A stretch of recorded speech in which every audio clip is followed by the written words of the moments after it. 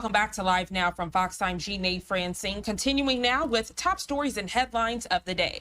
Are sanctuary cities becoming sanctuaries for criminals? It's a looming question this morning after recently 2 NYPD officers were attacked by migrants at Times Square, and an illegal immigrant from Guatemala was arrested for child molestation in Rhode Island. Well, joining us live this morning to further break all of this down is Dr. Rob Sanders. He's a lecturer of national security at the University of New Haven. Dr. Sanders, good morning, and thank you so much for joining us. Good morning. The first question I want to ask you is about the migrant crisis. For those unfamiliar, what is the migrant crisis, and would you label what's going on as a crisis at all? Well, if you look at the numbers for the last quarter, we've had the highest number of migrants enter the country. It's an unprecedented record. There was almost 250,000. Where the higher record that had existed since 2022 was 224,000. So, crisis in terms of numbers, the numbers are highest they've ever been. But we also need to put that in context. Now, context goes all the way back to pre-COVID. And pre-COVID, we had a much smaller number of immigrants. Then it went down because of the laws that were implemented. There's 2 laws in place, and one of them is under 8 U.S. Code, and the other is under 42 U.S. Code. Under 8 U.S. Code, we deny people from coming into the country automatically when they hit the border. Under 42 U.S. Code, we allow folks to come in, make their claim for asylum, and release them. That's what's infamously named catch and release, but that's not quite how it works, but that's what it's been named as. So the numbers are higher, but during COVID, the numbers went to 0 because under Title 42, we could say, due to the medical concerns of the world, we're going to deny all immigration from coming in. And so we stopped the numbers. So anything after that was released when the emergency for COVID ended in May of 2023, the numbers had to go up because that initial barrier, the medical barrier that had been in place during COVID, went away.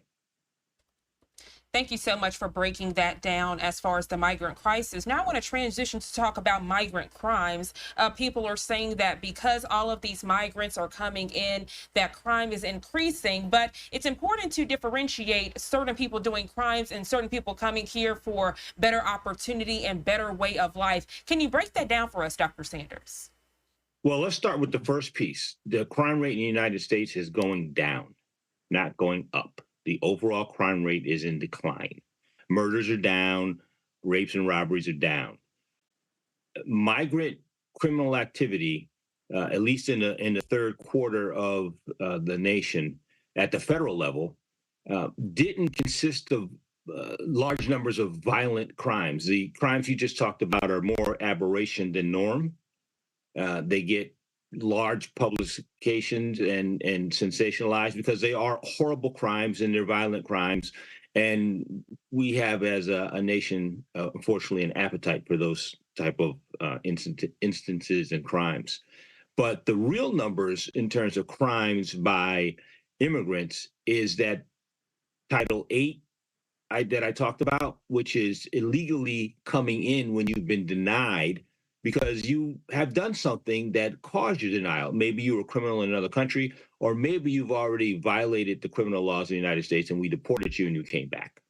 That's where most of those events are. And they're not violent, but they are crimes in and among themselves. So the numbers don't really match the hysteria, but there is crime, but the crime rate in the United States is actually falling, and the violent crime rate among migrants is not extraordinarily large. As we continue to hear this term migrant crisis, what can be done to offset the word crisis and it become where we used to hear back in the day, the U.S. is the place of opportunity. People are wanting to come here to better themselves. As you hear, many people are getting stuck in, quote unquote, the system and are then having to figure out other ways to make a living. Well, the United States needs to take a step back and look at the larger global picture. So there's a thing in the intelligence community where we call the 5 Eyes, which are the 5 English-speaking nations that are our allies: Canada, France. I mean, excuse me, Canada, New England, New Zealand, Australia, Great Britain, and the United States make up the Five Eyes. And all of those countries' migration and immigration numbers are up. They're up because people are doing what you just said. They're seeking opportunity to work in a place that is unlike where they're coming from. So for the United States, we get the majority, 50+% of our migration along the southern border anyway, is from four countries: Mexico, El Salvador, Guatemala, and I'm losing the fourth one, but it'll come back to me. And that 52% at our border has increased.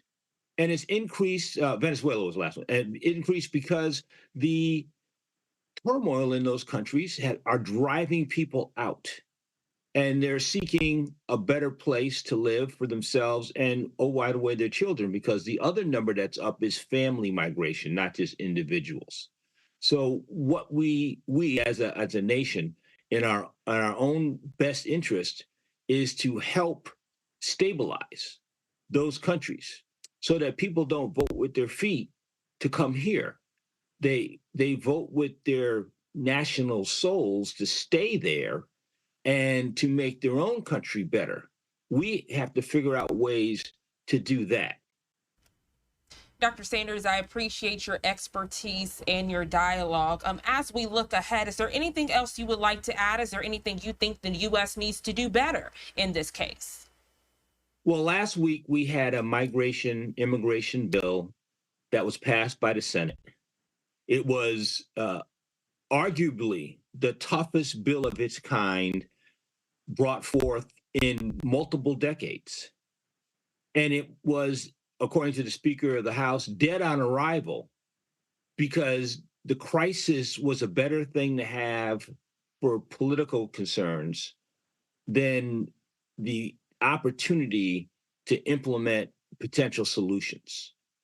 And the leader and the forerunner of one of the parties decided, as it's been reported, that it was better to maintain crisis status, and that bad word crisis is out there because it's beneficial to some, than to take a chance on implementing certain programs that would allow someone to address that and maybe reduce these numbers, attack the problems in these other countries. And oh, by the way, it was tied to funding our allies, Ukraine, in the fight against a repressive state, Russia.